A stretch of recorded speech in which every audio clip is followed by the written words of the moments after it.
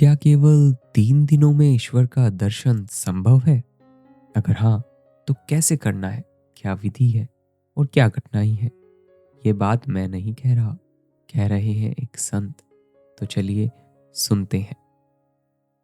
आध्यात्मिक मार्ग पर चलते हुए, ध्यान अभ्यास करते हुए, कुछ कठिनाइयाँ और परेशानियाँ हमारे अभ्यास में आ जाती हैं, जिनका जवाब संत महापुरुष हमेशा से देते आए हैं और आगे भी देते रहेंगे। कुछ ऐसे ही सवाल जवाब के सत्र संत कृपाल सिंह जी महाराज जी ने अपने शिष्यों के साथ आयोजित किए, जिसमें ध्यान अभ्यास में आने वाली रुकावटों के बारे में बातचीत की गई।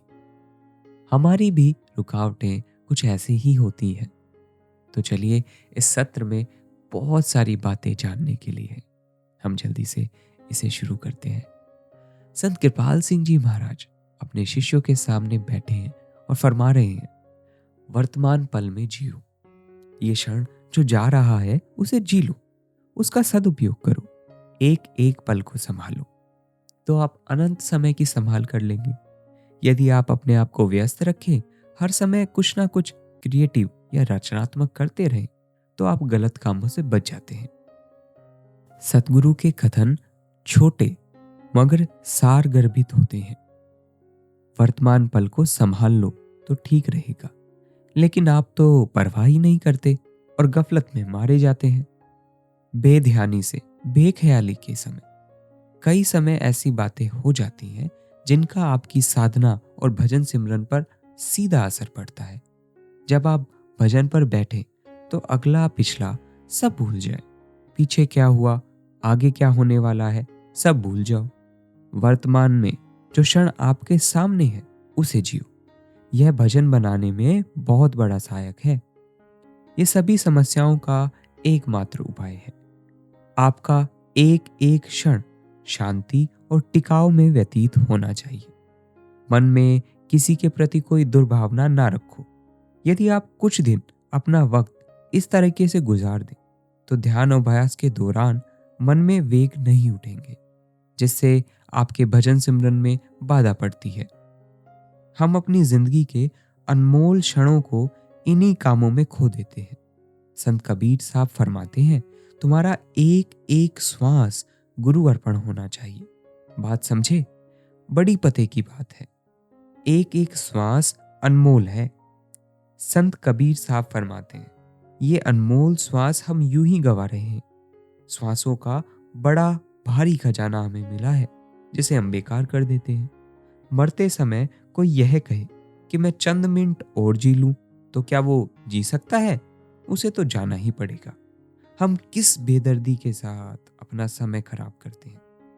जिंदगी का एक एक क्षण अनमोल है, उसका पूरा फायदा उठाओ। मौत आती है तो जाना ही पड़ेगा भाई। उस वक्त रोना बेकार है। थोड़ा और समय मिलता तो मैं ये कर देता, मैं वो कर देता। गया भाई वक्त हाथ से। कबीर साहब कहते हैं, एक श्वास में मैंने स्थूल सूक्ष्म कारण तीनों मंडलों को पार कर लिया। समझे एक श्वास की कितनी भारी कीमत है। कई महात्माओं ने 40 दिन तक लगातार प्रभु का ध्यान किया। उस अवधि में एक क्षण भी प्रभु को नहीं बिसारा। आप कम से कम एक हफ्ता भर करके देख लो। एक महात्मा का कहना है, यदि आप 3 दिन और 3 रात लगातार प्रभु की मीठी सुख भरी याद में गुजारें, तो आप सीधे प्रभु के चरणों में पहुंच जाएंगे। क्या हम 3 दिन के लिए ऐसा नहीं कर सकते? 3 दिन तो कोई ज्यादा नहीं होते। उन दिनों में प्रभु के सिवाय कोई दूसरा ख्याल मन में नहीं आना चाहिए। अच्छा चलो, एक दिन से ही शुरुआत कर लो। आज से ही लग जाओ। आज इस वक्त से लेके कल शाम तक लगातार प्रभु की याद में मन रहे। कोई दूसरा ख्याल मन में ना लाओ। रोटी खाओ तो उस समय भी प्रभु की याद, चलते फिरते भी प्रभु की याद। एक दिन के लिए ही करके देख लो। इससे आपको अच्छा प्रशिक्षण अर्थात ट्रेनिंग मिल जाएगी। हम छोटी छोटी बातों का ध्यान नहीं देते और नतीजा क्या होता है कि बड़ी चीज हम हाथ से गवा देते हैं। एक दिन की साधना कोई बड़ी बात नहीं। आप लोगों को यहाँ आए इतने दिन हो गए। इस दौरान किसी एक दिन और एक रात तक आप लगातार प्रभु की याद में थे? अगर आप थे तो आप में बड़ा भारी परिवर्तन आ जाता। अगर आप दिन रात के 24 घंटों में 4-5 घंटे भी भजन में बैठते हैं तो उस अवधि में लगातार प्रभु का ध्यान कहाँ पे करते हैं? आज आप कितने घंटे भजन में बैठे? एक व्यक्ति से पूछते हुए। हुजूर 6 घंटे। और इन 6 घंटों में प्रभु के सिवाय कोई दूसरा विचार आपके मन में नहीं आया? महाराज जी, शायद 2 घंटे ये अवस्था थी। 2 घंटे? जी हाँ, सही अभ्यास मैंने 2 घंटे किया। और इन 2 घंटों में आप निरंतर प्रभु की मीठी सुख भरी याद में लीन रहे थे। आपका बयान मुझे तो ठीक नहीं लगता। तो भाई, जैसा मैंने कहा वैसा करके देखो। मैंने इस विषय की पूरी छानबीन कर रखी है, आप भी करके देख लो। क्या आप 2 घंटे लगातार प्रभु की याद में लीन नहीं रह सकते? सवाल: आपकी कृपा से मेरा भजन सिमरन अच्छा चल रहा है। महाराज जी बीच में रोकते हुए कहते हैं, भाई मैं कोई और बात कर रहा हूँ। भजन में बैठे हुए आपको कुछ झलक मिली, क्षण भर के लिए ही, 2-4 या 10-15 मिनट के लिए ही मान लो, आपको अच्छा अनुभव हुआ? अगर हुआ तो अच्छी बात है, लेकिन मैं लगातार याद की बात कर रहा हूँ। पल भर के लिए भी इधर उधर मन ना जाए। आप अपना जरा सा भी लिहाज ना करो, अपने आप पर कड़ी नजर रखो। हम अपना लिहाज कर जाते हैं। ये जो डायरी आपको दी गई है वह आपके सिर पर डंडे के समान है। मन में उठने वाली तरंगे, बार बार आने वाले विचार, उनका पूरा ध्यान रखो और इस चीज का हिसाब रखो। मन, वचन और कर्म से हम कितनी बार गिर जाते हैं। श्वास श्वास प्रभु का ध्यान हो, उसकी याद हो, तो आप देखेंगे उसमें कितनी मस्ती है। किसी का बुरा चिंतन ना करो, इस बात में कोई अतिशोक्ति नहीं। ना किसी की वस्तु को घड़ाना है ना बढ़ाना है। जो सच्ची बात है वही कहनी है। जो समय आप नाप तोल में गुजार देते हैं, किसी वस्तु को अच्छा बुरा आंकने में गुजार देते हैं, निर्णय लेने में गुजार देते हैं। यह काम यूं होना चाहिए था, यूं हो गया। यही तो माया है। यही बुद्धि का माप तोल माया का काम करता है। बुद्धि माप तोल का यंत्र है। वह हर वक्त माप तोल में लगा रहता है और यह माप तोल आपको सत्य से दूर ले जाता है, प्रभु से दूर ले जाता है। यह सब भूल है। प्रश्नकर्ता: महाराज जी, जब हम डायरी भरते हैं उस वक्त भी तो हम अपने मन के विकारों को चुन चुन कर बाहर निकालते समय माप तोल कर रहे होते हैं। महाराज जी, चुन चुन के अपने विकारों को बाहर निकालना है, उन्हें दूर करना है। दूसरी बात, जहां बुद्धि काम करती है वह सब माया है, सब भूल है। बुद्धि का काम क्या है? नापना तोलना। वह नाप तोल आपको हर वक्त बाहर की जांच परख करने में लगाए रखता है। इससे आप बाहर के फैलाव में चले जाते हैं, जो भूल और भ्रम का रास्ता है। इसीलिए कहा है, बाहर से हटो, फैलाव से सिमटो। अपनी चित्त वृत्तियों को जो तुमने बाहर फैलाव में लगा रखी है रोक लो। मन को और उसके साथ बुद्धि को भी स्थिर करो। आप बड़ी आसानी से इस शरीर से ऊपर उठ जाएंगे। आप हर वक्त इसको उसको देखते रहते हैं, आंकते रहते हैं, लोगों के बारे में फैसला करते रहते हैं, कौन सा अच्छा इंसान है, कौन सा बुरा इंसान है। फिर हर चीज पर हाथ बढ़ाने और लपकने झपटने में लगे रहते हैं। ये भी ले लूं, वो भी ले लूं। ज्यादातर वक्त इन्हीं बातों में बीत जाता है। जितने लोग भी यहाँ बैठे हैं, मैं आप सबसे यही कहूंगा, अपना जरा भी लिहाज ना करो, अपने ऊपर कड़ी नजर रखो। यदि आप बाकायदगी के साथ डायरी रखें और अपने मन में किसी का बुरा ख्याल ना लावे, ना किसी से मोह करें, ना किसी से नफरत करें, आपके मन में ऐसा हो ही ना, धोखा आपके मन में हो ही ना, दूसरों को भी ना दो और अपने आप को भी ना दो। अगर आप इस बात का ख्याल रखें तो आपको दिव्य दृष्टि प्राप्त हो जाएगी। जिन बातों का जिक्र अभी किया है, ये सब अंतकरण में लहरें पैदा करने वाली हैं, वेग और तरंगे उठाने वाली हैं। पानी में लहर ना उठे तभी तो उसमें आप अपना चेहरा देख पाएंगे। मन में उठने वाले वेग अगर शांत हो जाए तो आपको अपना चेहरा नजर आने लगेगा। यदि आप 10 मिनट के लिए भी पूरे मन से, पूरी आत्मा से प्रभु का ध्यान करें तो काल सत्ता जो तुम्हें फैलाव में ले जा रही है, आप पर कोई असर नहीं डाल पाएगी। मैं बड़े ही सरल शब्दों में बात कर रहा हूं, लेकिन ये बातें बड़े पते की हैं। कोई सवाल है? हाँ हाँ, पूछिए। प्रश्नकर्ता: महाराज जी, आपने प्रभु का ध्यान करने की बात जो कही है, उसका मतलब क्या है? उसका वास्तविक स्वरूप क्या है? महाराज जी, दुनिया या दुनिया के पदार्थों का ध्यान करने से प्रभु का ध्यान करना बेहतर है, मगर वह भी मात्र सोचना ही है। उस परम सत्ता को देखना सबसे ऊपर है। विचार और भावनाएं, ग्रंथ पोथियों के अध्ययन पर आधारित मान्यताएं, इन सब में भूल और भ्रम की संभावना बनी रहती है। अपनी आंखों से देखो उस हकीकत को, वही सबसे ऊपर है। जितना समय आप अंतर में एक टक लगातार देखते हैं, वह साधना सबसे ऊंची है। उसमें काल की ताकत का असर आप पर नहीं पड़ सकता। इन बातों की तह में जाने की कोशिश करो। ये सारी बातें धर्म ग्रंथों में बड़े ही सरल शब्दों में बयान की गई है, लेकिन हम इस बात की तह तक नहीं जाते। आपने कहा कि आप 2 घंटे तक लगातार प्रभु की याद में लीन रहे। मुझे यह सुनकर बहुत खुशी हुई।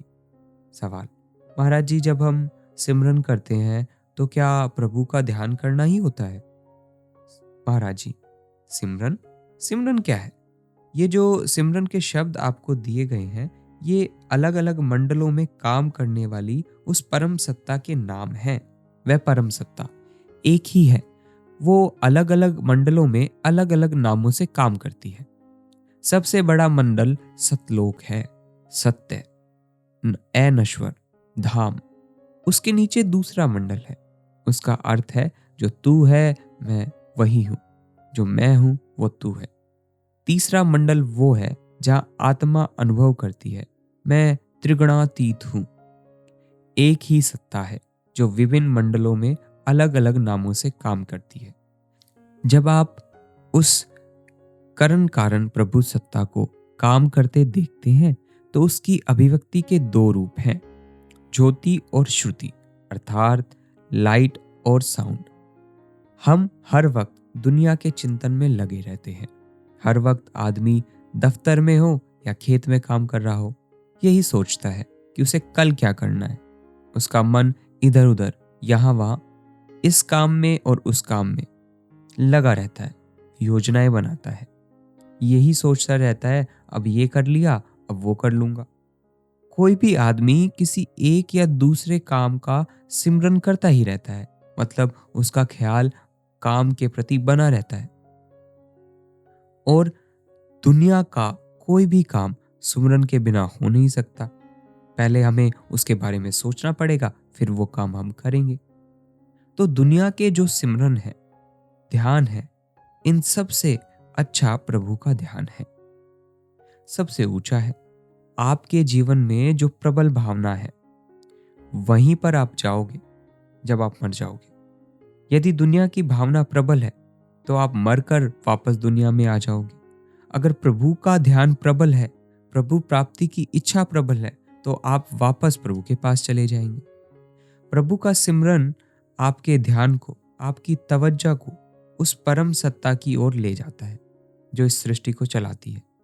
लेकिन सिर्फ वही काफी नहीं, उस परम सत्ता को खुद से देखना है, अपनी आंखों से, तभी ये भ्रम टूटेगा। ये सारे सहायक तत्व हैं। इन बातों से आपको मदद मिलती है। इन चीजों की तह में जाने की कोशिश करो। सिमरन या जाप तोते की तरह रटना नहीं, लेकिन ना करने से तो वो भी अच्छा है। जैसे भी हो, आप प्रभु की याद तो करते हैं, लेकिन जब तक आप उस प्रभु सत्ता की उपस्थिति, उसकी हाजिरी में ना हो, उसको एहसास ना कर लें, उस वक्त तक आपका सुमरन ऐसा ही है जैसे कि कोई अंधा ये कहे कि मैं देख रहा हूं। फिर भी दुनिया के सिमरन से वो अच्छा है। तो प्रभु का सिमरन अच्छी चीज है, परंतु वो काफी नहीं जब तक आप उस प्रभु सत्ता को देखते नहीं। उसको अनुभव नहीं करते। ध्यान से सुनो मेरी बात को जो मैं कहता हूँ। परमात्मा कहाँ है? वह इस मकान में रहता है, इस शरीर में रहता है जिसे उसने खुद बनाया। एक बार परमात्मा ने शिकायत की, मैं तो तुम्हारे अंदर रहता हूं, पर तुम मुझे सिंहासन से उतार कर बाहर निकाल देते हो और कहाँ ले जाते हो? कहाँ ले जाकर मेरा सिंहासन स्थापित करते हो? धर्म स्थानों में, मंदिरों में, मस्जिदों में, गिरजाघरों में, गुरुद्वारों में, जो जिस्म के सच्चे हरिमंदिर के बाहर के नमूने पे बनाए जाते हैं। आपने लोगों को अपने धर्म स्थानों में दिए या जोत जगाते हुए देखा होगा।